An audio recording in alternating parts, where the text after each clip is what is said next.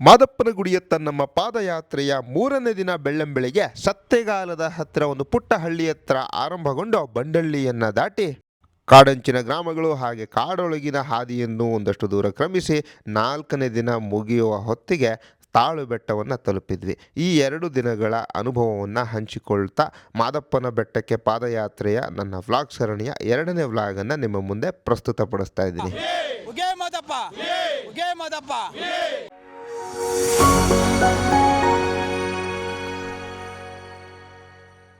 ಹಳೆಕೋಟೆಯಿಂದ ಬೆಳಿಗ್ಗೆ 5 ಗಂಟೆಗೆಲ್ಲ ಹೊರಟ್ವಿ. ಮಲೆಮಹದೇಶ್ವರನ ಬೆಟ್ಟದ ಹಾದಿಯ ಮುಂದಿನ ಪಯಣವನ್ನು ಆರಿಸಿ ಈಗ ನಾವು ಸ್ವಲ್ಪ ಮುಂದೆ ಒಂದು 3-4 ಕಿಲೋಮೀಟ್ರಷ್ಟು ಮುಂದೆ ಬಂದಿದ್ವಿ. ಪ್ರಾಪರಾಗಿ ಮಲೆಮಹದೇಶ್ವರ ವನ್ಯಜೀವಿ ಧಾಮದ ಅರಣ್ಯಮಯವಾದಂಥ ಪ್ರದೇಶವನ್ನು ಹೊಕ್ಕಿದ್ವಿ. ಭಾಳ ಎಕ್ಸೈಟಿಂಗ್ ಆಗಿದೆ ಇದು.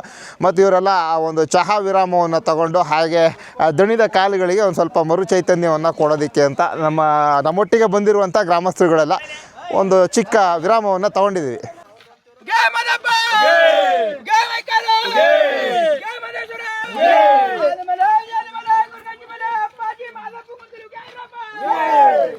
ಸುತ್ತ ಎತ್ತ ನೋಡಿದರು ಬೆಟ್ಟ ಗುಡ್ಡಗಳ ಸಾಲುಗಳೇ. ಇಂಥ ಪರಿಸರದಲ್ಲಿ ಇಲ್ಲಿ ಬಹಳಷ್ಟು ಹಳ್ಳಿಗಳಿದ್ದಾವೆ. ಇಲ್ಲಿನ ಊರಿನವರು ಪರಸ್ಪರ ಬೇರೆ ಬೇರೆ ಊರುಗಳವ್ರು ಭೇಟಿಯಾದಾಗ ಯಾವ ಊರಿನವರು ಅನ್ನೋದಕ್ಕಿಂತ ಹೆಚ್ಚಾಗಿ ಯಾವ ಕಾಡಿನವರು ಅಂತ ಅಂತಾರೆ. ಅಣ್ಣವರು ಡಾಕ್ಟರ್ ರಾಜ್ಕುಮಾರ್ ಅವರು ಕೂಡ ಹಾಗೆ ಕೇಳೋರಂತೆ, ಚಾಮರಾಜನಗರ ಜಿಲ್ಲೆಯಿಂದ ಯಾರಾದರೂ ಬಂದಿದ್ದರೆ ನೀವು ಯಾವ ಕಾಡಿನವರು ಅಂತ ಕೇಳ್ತಿದ್ರಂತೆ. ಅಫ್ಕೋರ್ಸ್ ಅಣ್ಣವ್ರ ವಿಚಾರ ಬರ್ತಿದ್ದಾಗೆ ಮಾದಪ್ಪನ ಯಾತ್ರೆ ಮಾಡಬೇಕಾದ್ರೆ ಅಣ್ಣವರು ಹಾಡಿರುವಂತಹ ಮಾದಪ್ಪನ ಭಕ್ತಿಗೀತೆಗಳನ್ನು ಕೇಳದೇ ಯಾತ್ರೆ ಮಾಡೋದಕ್ಕೆ ಸಾಧ್ಯನಾ? ಈಗ ಈ ಕಾಲು ದಾರಿಯನ್ನು ಹಿಡಿದು ಕಾಡಿನ ಒಳಗೆ ನಮ್ಮ ನಡಿಗೆ ಮುಂದುವರಿಯುತ್ತೆ. ಇದು ಬಹಳ ಎಕ್ಸೈಟಿಂಗ್ ವಿಚಾರ. ಈ ಯಾತ್ರೆಯಲ್ಲಿ ಮಲೆಮಹದೇಶ್ವರ ವನ್ಯಜೀವಿ ಧಾಮದ ಗುಡ್ಡಗಾಡು ಪ್ರದೇಶದ ಕಾಡಿನ ಹಾದಿಯನ್ನು ಹಿಡ್ಕೊಂಡು ಹೋಗ್ತಾ ಇದ್ದೀವಿ. ಈಗ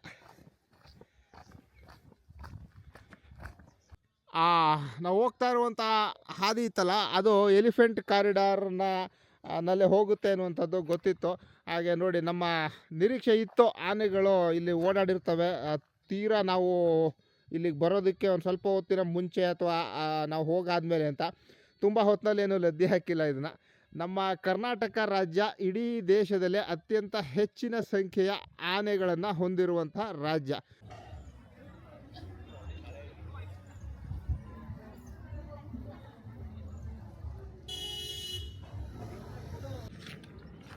ನಾವು ಹೋಗ್ತಾ ಇರುವಂಥ ಹಾದಿ ಚಿಕ್ಕಲ್ಲೂರು ಸಿದ್ದಪ್ಪಾಜಿ ಕ್ಷೇತ್ರವನ್ನು ಹಾದು ಹೋಗ್ತದೆ. ಈಗ ಚಿಕ್ಕಲ್ಲೂರಿನಲ್ಲಿ ಸಿದ್ದಪ್ಪಾಜಿಯ ವರ್ಷಾವಧಿ ಜಾತ್ರೆ. ಅದಕ್ಕೆ ಚಾಮರಾಜನಗರ, ಮಂಡ್ಯ ಮತ್ತು ಬೆಂಗಳೂರು ದಕ್ಷಿಣ ಜಿಲ್ಲೆಯ ಬೇರೆ ಬೇರೆ ಜಾಗಗಳಿಂದ ಭಕ್ತಾದಿಗಳು ಬಂದಿದ್ದಾರೆ. ನನ್ನ ಜೊತೆ ಈಗ ಗುಂಡ್ಲುಪೇಟೆಯಿಂದ ಬಂದಿರುವಂಥ ಭಕ್ತರು ವೆಂಕಟೇಶ್ ಅವರು ಮತ್ತು ಅವರ ಮತ್ತು ವೆಂಕಟೇಗೌಡರು ಬಂದಿದ್ದಾರೆ. ಅವರೆಲ್ಲ ನನ್ನ ಒಂದು ಸ್ವಲ್ಪ ದೂರ ನನಗೆ ಕಂಪ್ನಿ ಕೊಡ್ತಾ ಇದ್ದಾರೆ. ಸಿದ್ದಪ್ಪಾಜಿ ಅವರಿಗೆ, ಚಿಕ್ಕಲ್ಲೂರಿಗೆ, ಚೆನ್ನಜಮ್ಮನಿಗೆ.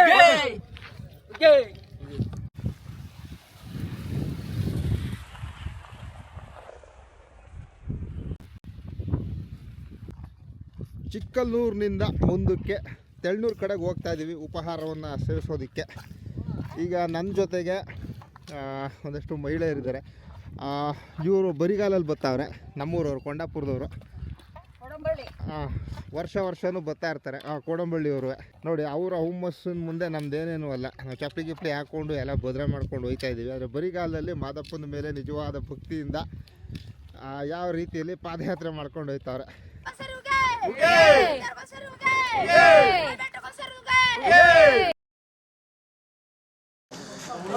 ನಾವು ಈಗ ಚಿಕ್ಕಲ್ಲೂರಿನಿಂದ ಒಂದು 3-4 ಕಿಲೋಮೀಟ್ರ್ ಮುಂದೆ ತೆಳ್ನೂರು ಅನ್ನುವಂಥ ಊರಿಗೆ ಬಂದ್ವಿ.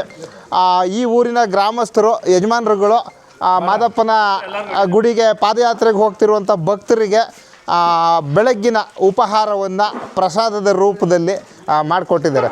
ಯಾವಾಗಲೂ ದೇವ್ರ ಭಕ್ತಿನಲ್ಲಿ ಹಿಂಗೆ ಪಾದಯಾತ್ರೆಗೆ ಹೋಗ್ಬೇಕಾದ್ರೆ ಹಾದಿನಲ್ಲಿ ಸಿಗುವಂಥ ಹಳ್ಳಿಗಳು, ಗ್ರಾಮಸ್ಥರು, ಅದರಲ್ಲೂ ಈ ಹಿರಿಕರು ಇರ್ತಾರಲ್ಲ, ಅವರುಗಳು ಈ ರೀತಿ ಪಾದಯಾತ್ರಿಗಳಿಗೆ ಅನ್ನಾಹಾರ ಇರ್ಬೋದು ಅಥವಾ ನೆರಳು ಆಶ್ರಯವನ್ನು ರಾತ್ರಿ ಹೊತ್ತು ತಂಗಿದ್ದು ಹೋಗೋದಕ್ಕೆ ಆಶ್ರಯವನ್ನು ಕೊಡುವಂಥದ್ದು ಇರ್ಬೋದು.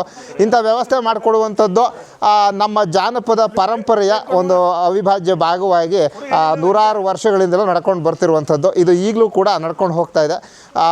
ಇಂಥವ್ರುಗಳಿಂದ ಪ್ರೇರಣೆಯಾಗಿ ಮುಂದಿನ ಪೀಳಿಗೆಯವರು ಕೂಡ ಇದನ್ನು ಮುಂದುವರ್ಸ್ಕೊಂಡು ಹೋಗ್ಬೋದು ಇಂಥ ಕೈಂಕರ್ಯಗಳನ್ನ ಅನ್ನುವಂಥ ಒಂದು ಹೋಪ್ಸು ಇದು ಹುಟ್ಟಿಸಿದೆ ಈ ಒಂದು ಬೆಳವಣಿಗೆ.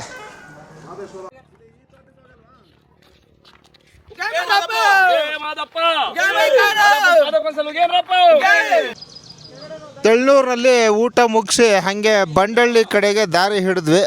ಮಾರ್ಗ ಮಧ್ಯದಲ್ಲಿ ಬೆಳಗ್ಗೆಯಿಂದ ಒಂದೇ ಸಮ ವಾಕ್ ಮಾಡ್ಕೊಂಡ್ಬಂದ್ವಿ. ಹಾಗೆ ಬಿಸಿಲು ಜಾಸ್ತಿ ಆದ್ರಿಂದ ಇಲ್ಲೇ ಒಂದು ವಿರಾಮ ಪಡ್ಕೊಂಡು ಹೋಗೋಣ ಅಂತ. ಇವರು ಬೋಳೇಗೌಡರ ಆಲದ ಮರದ ತೋಪಿನ ಕೆಳಗಡೆ ಇವತ್ತಿನ ಮಧ್ಯಾಹ್ನದ ವಿಶ್ರಾಂತಿಯನ್ನು ಮಾಡ್ತಾಯಿದ್ದೀವಿ. ಹಾಗೆ ಭಟ್ರು ಮಧ್ಯಾಹ್ನಕ್ಕೆ ಅಡುಗೆ ಮಾಡ್ತಾವ್ರೆ. ಬೂದ್ಗುಂಬಳಕಾಯಿ ಸಾರು ಮತ್ತು ಮುದ್ದೆಗೆ ತಯಾರಿ ನಡೀತಾ ಇದೆ. ಸಾಮೂಹಿಕ ಭೋಜನ. ಅವರೆಕಾಳು ಬಿಡಿಸ್ತಾರೆ ರಾತ್ರಿಗೆ. ಅವರೆಕಾಳು ಉಪ್ಸಾರು ಇಲ್ಲ ಅವರೆಕಾಳು ಸಾರು ಇರಬೇಕು. ಅವರೆಕಾಳು ಸಾರು ರಾತ್ರಿಗೆ. ಊಟ ಮಾಡಿಕೊಂಡು ಒಂದು ಸಣ್ಣ ವಿರಾಮವನ್ನು ತಗೊಂಡು ಈಗ ಮುಂದಿನ ಹಾದಿಯನ್ನು ಹಿಡಿದಿದ್ವಿ. ಎದುರುಗಡೆ ಕಾಣ್ತಿರೋದು ಇದು ತೆಳ್ಳನೂರು ನೀರಿನ ಸೇತುವೆ. ಈಗ ಇದರಿಂದ ಮುಂದೆ ಹೋಗ್ತಾ ಇದ್ದ ಹಾಗೆ ನಾವು ಕೊತ್ನೂರು ಬೀಟು ಮತ್ತು ಬಂಡಳ್ಳಿ ಬೀಟು ಎರಡು ದಾಟ್ಕೊಂಡು ಮುಂದಕ್ಕೆ ಬಂಡಳ್ಳಿಗೆ ಹೋಗ್ತೀವಿ. ಇಲ್ಲಿಂದ ಒಂದು 8 ಕಿಲೋಮೀಟ್ರ್ ದೂರ. ಇವರೆಲ್ಲ ನನ್ನ ಸಹ ಪಾದಯಾತ್ರಿಗಳು. ಮಹಿಳೆಯರು ಮತ್ತು ಮಕ್ಕಳ ಹುಮ್ಮಸ್ಸು ನಮ್ಮ ಗಂಡಸರಿಗಿನ್ನ ಸ್ವಲ್ಪ ಜಾಸ್ತಿನೇ ಇದೆ. ಅವನು ಶುಚಿತ್ವ ಮುಂದೆ ಹೋಗ್ತಾರವನು. ಇವರೆಲ್ಲ ಮಹಿಳಾ ಬಳಗ. ಹಿಂದ್ಗಡೆ ಬರ್ತಾರಳು ಗುಬ್ಬಿ ಅಂತ. ಮಹಿಳಾ ಬಳಗದ ಅತ್ಯಂತ ಕಿರಿಯ ಸದಸ್ಯ ಇರಬೇಕು. ಅವ್ರ ಅಮ್ಮನ ಜೊತೆ ಹೋಯ್ತಾಳೆ. ಮಾದೇವಮ್ಮನವರು ದಾರಿಲಿ ಹೋಗ್ತಾ ಇದ್ವಿ. ನಾವು ಮಾದೇಶ್ವರ ಬೆಟ್ಟದ ಪಾದಯಾತ್ರಿಕರು ಅಂತ ಅಂದ್ಬಿಟ್ಟು ನಮ್ಮನ್ನ ತಡೆದು ನಿಲ್ಲಿಸಿ ನಮಗೆ ಟೊಮೊಟೊ, ಬಾಳೆಹಣ್ಣು, ಬದನೆಕಾಯಿ ಮತ್ತು ತೆಂಗಿನಕಾಯಿನೆಲ್ಲ ಧಾರಾಳವಾಗಿ ಕೊಟ್ಟರು. ಕೃಷಿಕರು ಎಲ್ಲೇ ಇದ್ದರೂ ಯಾವತ್ತಿದ್ರೂ ದೊಡ್ಡ ಕೈಗಳೇ ಕೊಡೋ ವಿಚಾರದಲ್ಲಿ. ಅದರಲ್ಲೂ ತೀರ್ಥಯಾತ್ರೆಗೆ ಹೋಗ್ತಿರುವಂಥ ಭಕ್ತಗಣಕ್ಕಂತೂ ನೀವು ಕರ್ನಾಟಕ ಅಲ್ಲ ಇಡೀ ದೇಶದ ಯಾವ ಮೂಲೆಗಾರು ಹೋಗಿ ನಿಜವಾದ ಜಾನಪದ ಹಿನ್ನೆಲೆಯಲ್ಲಿ ಬದುಕ್ತಾ ಇರುವಂಥ ಕೃಷಿಕರ ಧಾರಾಳತನವನ್ನು ಕಣ್ಣಾರ ನೋಡ್ಬೋದು. ನಮ್ಗೆ ಸ್ವಾಮಿ ಮಾದಪ್ಪ ದನ ಕರ ಎಮ್ಮ ಎಲ್ಲನೂ ಕೊಟ್ಟ. ಕುಡಿಯೋಕೆ ಬೋರು ನೀರು ಕೊಟ್ಟ, ಹೊಲ ಕೊಟ್ಟ, ತೋಟ ಕೊಟ್ಟ, ತೆಂಗಿನ ಮರ, ಮಕ್ಕ ಮೊಮ್ಮಕ್ಕ ಎಲ್ಲನೂ ಸುಖ ಸಂಪತ್ತು ಐಶ್ವರ್ಯನೆಲ್ಲ ಕೊಟ್ಟ. ಮಾದಪ್ಪನ ಮಾಡಿದ್ರೆ ಏನು ಇದದ್ದ ಮಾದಪ್ಪನ ಮಾಡಬೇಕು. ಅವ್ನು ತೃಪ್ತಿಪಡಿಸ್ಬೇಕು. ಯಾರೇ ಬಂದರೂ ಪಾದಯಾತ್ರದವರು ನಮ್ಮ ಮನೇಲಿರೋ ನೀರು ಕೊಟ್ಟು ಕೈಸ್ಬೇಕು. ಅವ್ನು ಗದ್ಗ ಮಾಡಿಸಿ ಪೂಜೆ ಮಾಡಿಸ್ಬೇಕು ಸ್ವಾಮಿಗೆ. ಮೂರನೇ ದಿನದ ಪಾದಯಾತ್ರೆಯನ್ನು ಬಂಡಳ್ಳಿಯ JSS ಪ್ರೌಢಶಾಲೆಯಲ್ಲಿ ಅಂತ್ಯಗೊಳಿಸ್ತಾ ಇದ್ದೀವಿ. ಇವತ್ತು ರಾತ್ರಿ ಇಲ್ಲೇ ಊಟ ಮಾಡಿಕೊಂಡು ಉಳ್ಕೋತೀವಿ. ಬಂಡಳ್ಳಿನಲ್ಲಿ ಒಂದು ಭಾಳ ಸ್ಪೆಷಲ್ ಕ್ಯಾರೆಕ್ಟ್ರು ನಿಮಗೆ ಪರಿಚಯ ಮಾಡಿಸ್ಲೇಬೇಕು. ಶ್ರೀ ನಂದಿ ಕ್ಲಿನಿಕ್ ಡಾಕ್ಟರ್ ನಾಗಲಿಂಗಪ್ಪನವರು ಅಂತ. ಇವರೇ ಆ ವಿಶೇಷ ವ್ಯಕ್ತಿ ಡಾಕ್ಟರ್ ನಾಗಲಿಂಗಪ್ಪ ಅಂತ. ಮಲೆಮಹದೇಶ್ವರ ಬೆಟ್ಟಕ್ಕೆ ಪಾದಯಾತ್ರೆ ಹೋಗುವಂಥ ಸಾವಿರಾರು ಯಾತ್ರಾರ್ಥಿಗಳಿಗೆ ಇದುವರೆಗೂ ಉಚಿತವಾಗಿ ಶುಶ್ರೂಷೆಯನ್ನು ಮಾಡ್ತಿರುವಂಥ ಒಬ್ಬ ಸೇವೆಯನ್ನೇ ಪರಮಧರ್ಮ ಅಂತ ನಂಬಿರುವಂಥ ಪರಮ ದೈವಭಕ್ತ. ಹಾಗೂ ಅದೆಲ್ಲವನ್ನು ಮೀರಿ ಬಸವಣ್ಣನವರು ಹೇಳೋ ಹಾಗೆ ಕಾಯಕವೇ ಕೈಲಾಸ ಅಂತ ಅನ್ನೋ ಹಾಗೆ ನಿಜಕ್ಕೂ ಬದುಕಿ ಇವತ್ತಿನ ಕಾಲದಲ್ಲೂ ತೋರಿಸ್ತಿರುವಂಥ ಒಬ್ಬ ವ್ಯಕ್ತಿ. ನಾನು ನಮ್ಮ ನೇಟಿವ್ ಪ್ಲೇಸು ಕೊಳ್ಳದ ಪಕ್ಕ ಉತ್ತಂಬಳ್ಳಿ ಗ್ರಾಮದಲ್ಲಿ ಜನಿಸಿದ್ದು. ನಾನು ನನ್ನ ಒಂದು MBBS ಕೋರ್ಸು ಮೈಸೂರು ಮೆಡಿಕಲ್ ಕಾಲೇಜಿನಲ್ಲಿ ವಿದ್ಯಾಭ್ಯಾಸ ಮಾಡಿದ್ದು. ನಾನು 1975ರಲ್ಲಿ ನನ್ನ ಒಂದು ಕೋರ್ಸನ್ನು ಕಂಪ್ಲೀಟ್ ಮಾಡಿ 1977ರಲ್ಲಿ ಈ ಬಂಡಳ್ಳಿ ಗ್ರಾಮಕ್ಕೆ ಬಂದು ಈ ಒಂದು ಕ್ಲಿನಿಕನ್ನು ಸ್ಥಾಪನೆ ಮಾಡಿದ್ದು. ಅಷ್ಟು ವರ್ಷದಿಂದಲೂ ಕೂಡ ನಾನು ಸುಮಾರು 49 ವರ್ಷಗಳು ನಡೀತಾ ಇದೆ. ಅಷ್ಟು ವರ್ಷಗಳಿಂದ ಕೂಡ ನಾನು ಈ ಗ್ರಾಮದಲ್ಲೇ ನನ್ನ ಕೈಲಾದಷ್ಟು ಸೇವೆಯನ್ನು ಮಾಡಿಕೊಂಡು ಜನರಿಗೆ ಒಳಿತನ್ನು ಮಾಡಬೇಕಾಗಿ ಮಾಡುತ್ತಾ ಬಂದಿದ್ದೇನೆ. ಆ ಮಹದೇಶ್ವರ ಕೃಪೆ ಯಾವಾಗಲೂ ನಮ್ಮ ಮೇಲೆ ಇರಲಿ ಅಂತ ಹೇಳಿ ನಾನು ಕೇಳ್ಕೊಳ್ತೇನೆ. ಡಾಕ್ಟ್ರ್ ಹತ್ರ ಮಾತಾಡ್ಕೊಂಡು ಬಂದು ಹಾಗೆ ಊಟ ಮಾಡಿ ಆ ಶಾಲೆ ಆವರಣದಲ್ಲಿ ಮಲ್ಕೊಂಡ್ವಿ. ಇವತ್ತು ನಮ್ಮ ಮಲೆಮಹದೇಶ್ವರ ಬೆಟ್ಟದತ್ತ ಪಾದಯಾತ್ರೆಯ 4ನೇ ದಿನ. ತುಂಬ ಚಿಲ್ಲಿಂಗಾಗಿ ತುಂಬ ಥ್ರಿಲ್ಲಿಂಗ್ ಆಗಿರೋದು ಇವತ್ತಿನ ಬೆಳಗ್ಗಿನ ಜಾವನೆ 3:45 ಬೆಳ್ಳಂಬೆಳಗ್ಗೆ ಬಂಡಳ್ಳಿಯಿಂದ ಹೊರಟು ನಾವು ಈಗ ಕೌದಳ್ಳಿಯನ್ನು ದಾಟಿ ಮಲೆಮಹದೇಶ್ವರ ಬೆಟ್ಟದ ತಾಳು ಬೆಟ್ಟಕ್ಕೆ ತಲುಪ್ತೀವಿ. ಈಗ ಒಂದು ಕಾಫಿ ಬ್ರೇಕ್ ತಗೊಳ್ತಾ ಇದ್ದೀವಿ. ಇನ್ನೂ ಚಳಿ ಒಳ್ಳೆ ಮಜಾ.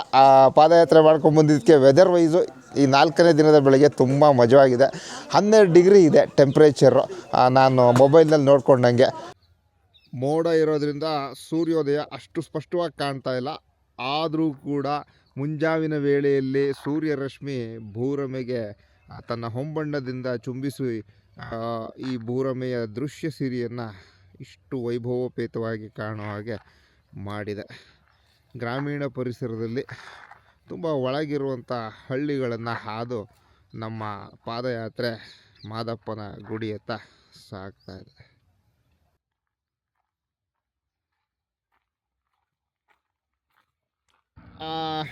ಕಾಡಿನ ದಾರಿಯಿಂದ ಈಗ ಕೊಳ್ಳೇಗಾಲ ಮಲೆಮಹದೇಶ್ವರ ಬೆಟ್ಟ ಹೆದ್ದಾರಿಗೆ ಬಂದ್ವಿ. ಮಂಗಗಳಿಗೆ ಆಹಾರ ಕೊಡೋದು ಕಾನೂನು ಬಾಹಿರ. ಹೀಗೆ ರಸ್ತೆ ಬದಿನಲ್ಲಿ ಕೋತಿಗಳಿಗೆ ಆಹಾರವನ್ನು ಕೊಡಬೇಡಿ, ಏನೋ ಪಾಪ ಹೋಗುತ್ತೆ ಪುಣ್ಯ ಬರುತ್ತೆ ಅಂತ ಅಂದ್ಕೊಂಡು ಹಿಂಗೆಲ್ಲ ಕೊಡೋದ್ರಿಂದ ಕೋತಿಗಳು ರಸ್ತೆ ಅಪಘಾತಕ್ಕೆ ಸಿಗಾಕೊಂಡು ಸಾಯುವಂಥ ಸಾಧ್ಯತೆ ಇರ್ತವೆ. ಹಾಗೆ ಅವು ಕಾಡಿನಲ್ಲಿ ಬದುಕೋ ಇದನ್ನು ಕಳ್ಕೊಂತವೆ.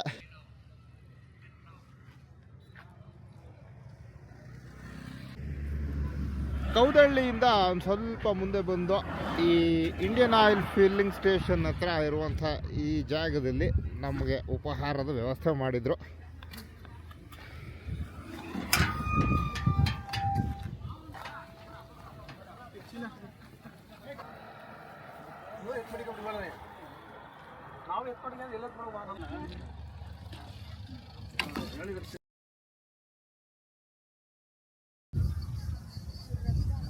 ಬೆಳಗ್ಗೆ 3:45ರಿಂದ 10 ಗಂಟೆವರೆಗೂ ಒಂದೇ ಸಮ ನಡೆದು, ಅಫ್ಕೋರ್ಸ್ ಅಲ್ಲಲ್ಲಿ ಒಂದು 10 ನಿಮಿಷ ಬ್ರೇಕ್ ತೊಗೊಂಡು ನಡೆದು ಎಲ್ಲರೂ ಸುಸ್ತಾಗಿ ಈಗ ತಿಂಡಿ ತಿಂದು ಮಲಗವ್ರೆ. ಮಧ್ಯಾಹ್ನ ಊಟ ಮಾಡ್ಕೊಂಡು ಮತ್ತೆ ಇಲ್ಲಿಂದ ನಮ್ಮ ಪ್ರಯಾಣ ಬೆಟ್ಟದ ತಪ್ಪಲಿನ ಕಡೆಗೆ. ತಾಳು ಬೆಟ್ಟಕ್ಕೆ ಅಲ್ಲಿಂದ ಬರೀ ಒಂದು 12-13 ಕಿಲೋಮೀಟ್ರ್ ಅಷ್ಟೇ. ಇದು ಮಲೆಮಹದೇಶ್ವರ ವನ್ಯಧಾಮ. ಈ ಮಲೆಮಹದೇಶ್ವರ ವನ್ಯಜೀವಿ ಪ್ರದೇಶವನ್ನು 2013ರಲ್ಲಿ ಸರ್ಕಾರ ಅಧಿಕೃತವಾಗಿ ರೆಕಗ್ನೈಸ್ ಮಾಡಿದೆ. ಪ್ರಾಜೆಕ್ಟ್ ಟೈಗರ್ ಉಪಕ್ರಮದ ಅಡಿಯಲ್ಲಿ ಇದನ್ನು ಒಂದು ಟೈಗರ್ ರಿಸರ್ವ್ ಮಾಡಬೇಕು ಅನ್ನುವಂಥ ಪ್ರಸ್ತಾವನೆ ಕೂಡ ಬಹಳ ಬಲವಾಗಿದೆ. ಅದಾಗಲೇ ಕರ್ನಾಟಕದಲ್ಲಿ 5 ಹುಲಿ ಸಂರಕ್ಷಿತ ಧಾಮಗಳಿದ್ದಾವೆ. ಅವುಗಳಲ್ಲಿ 2 ಚಾಮರಾಜನಗರದಲ್ಲಿದ್ದಾವೆ, ಒಂದು ಬಂಡೀಪುರ, ಇನ್ನೊಂದು ಬಿಳಿಗಿರಿ ರಂಗನ ಬೆಟ್ಟ ಹುಲಿ ಸಂರಕ್ಷಿತ ಪ್ರದೇಶ. ಇದೂ ಕೂಡ ಘೋಷಣೆ ಆದರೆ ಚಾಮರಾಜನಗರ ಜಿಲ್ಲೆಯಲ್ಲೇ 3 ಆಗ್ತವೆ. ಮಿಕ್ಕಂತೆ ನಾಗರಹೊಳೆನಲ್ಲಿದೆ, ಕೊಡಗು ಮತ್ತು ಮೈಸೂರು ಜಿಲ್ಲೆಗಳಲ್ಲಿ ಅನ್ಶಿ ಹುಲಿ ಸಂರಕ್ಷಿತ ಧಾಮ, ಮತ್ತು ಅದು ಉತ್ತರ ಕನ್ನಡ ಜಿಲ್ಲೆ. ಇನ್ನೊಂದು ಭದ್ರಾ ಹುಲಿ ಸಂರಕ್ಷಿತ ಧಾಮ ಶಿವಮೊಗ್ಗ ಮತ್ತು ಚಿಕ್ಕಮಗಳೂರು, ಮೇಯ್ನಾಗಿ ಚಿಕ್ಕಮಗಳೂರು ಜಿಲ್ಲೆಯಲ್ಲಿ ಇರುವಂಥದ್ದು. ಈ ಒಂದು ವನ್ಯಜೀವಿ ಧಾಮವನ್ನು ಹುಲಿ ಸಂರಕ್ಷಿತ ಪ್ರದೇಶವನ್ನಾಗಿ ಘೋಷಣೆ ಮಾಡಿದರೆ ಪ್ರಾಜೆಕ್ಟ್ ಟೈಗರ್ನ ಕಾಯ್ದೆಯ ಅಡಿಯಲ್ಲಿ ಇನ್ನಷ್ಟು ಕಟ್ಟುನಿಟ್ಟಿನ ಅರಣ್ಯ ಸಂರಕ್ಷಣೆ ಕಾನೂನುಗಳು ಇಲ್ಲಿ ಜಾರಿಯಾಗ್ತವೆ. ಹಾಗಾದಾಗ ಇಲ್ಲಿನ ಬುಡಕಟ್ಟು ಜನಾಂಗಗಳಿರ್ಬೋದು, ಇಲ್ಲಿನ ಗ್ರಾಮಸ್ಥರಿರ್ಬೋದು, ಏನೇನು ಸಮಸ್ಯೆಗಳಾಗ್ಬೋದು, ಸವಾಲುಗಳು ಎದುರಾಗ್ಬೋದು ಅನ್ನುವಂಥ ವಿಚಾರದಲ್ಲಿ ಸಾಕಷ್ಟು ವಿರೋಧಗಳು ಈ ಒಂದು ಪ್ರಸ್ತಾವನೆ ಸರ್ಕಾರ ಏನು ಸಲ್ಲಿಸಿದೆ, ಇದನ್ನು ಹುಲಿ ಸಂರಕ್ಷಿತ ಧಾಮ ಅಂತ ಘೋಷಿಸಬೇಕು ಅಂತ, ಅದರ ವಿರುದ್ಧ ವ್ಯಕ್ತವಾಗ್ತಿದ್ದಾವೆ. ನೋಡಬೇಕು ಮುಂದಿನ ದಿನಗಳಲ್ಲಿ ಏನಾಗುತ್ತೆ ಅಂತ. ಉಗೇ ಮಾದಪ್ಪ, ಉಗೇ ಮಾದಪ್ಪ, ಉಗೇ ಮಾದಪ್ಪ, ಉಗೇ ಮಾದಪ್ಪ, ಉಗೇ ಮಾದಪ್ಪ, ಉಗೇ ಮಾದಪ್ಪ, ಉಗೇ ಮಾದಪ್ಪ. ಇಲ್ಲಿಗೆ ನಮ್ಮ ಮಲೆಮಹದೇಶ್ವರ ಬೆಟ್ಟದ ಪಾದಯಾತ್ರೆಯ 4ನೇ ದಿನ ಮುಗಿಯಿತು. ತಾಳು ಬೆಟ್ಟದ ಬಳಿ ಇರುವಂತಹ ಈ ಆರ್ಚ್ ಪಕ್ಕನೇ ಇರುವಂಥ ಶ್ರೀಮನ್ ಮಹಾರಾಜ ಛತ್ರದಲ್ಲಿ ಇವತ್ತು ರಾತ್ರಿ ನಾವು ತಂಗ್ತೀವಿ. ಬಹುಶಃ ಇದು ಮೈಸೂರಿನ ಮಹಾರಾಜರು ಕಟ್ಟಿಸ್ಕೊಟ್ಟಂತಹ ವ್ಯವಸ್ಥೆ ಇರಬೇಕು, ಆ ಕಾಲದ್ದಂಗೆ ಕಾಣುತ್ತೆ.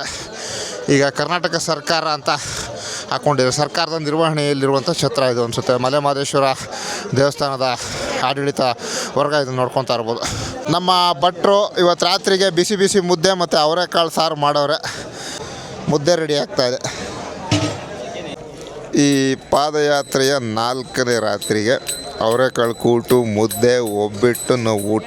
ನಾಳೆ ಬೆಳಗ್ಗೆ ಅಂತಿಮ ಚರಣ ಬೆಟ್ಟ ಹತ್ತೋದಿದೆಯಲ್ಲ, ಅದಕ್ಕೆ ಸ್ವಲ್ಪ ಸ್ಪೆಷಲ್ ಇವತ್ತು ಒಬ್ಬಿಟ್ಟು ಮಾಡೋರೆ, ಅವರೆಕಾಳು ಕೂಟು ಮಾಡೋರೆ. ಉಗೇ ಮಾದಪ್ಪ, ಉಗೇ ಮಾದಪ್ಪ. ಮಾದಪ್ಪ ಉಗೆ ಮಾದಪ್ಪ ಉಗೆ ಮಾದಪ್ಪ ಉಗೆ ಮಾದಪ್ಪ ಉಗೆ ಮಾದಪ್ಪ.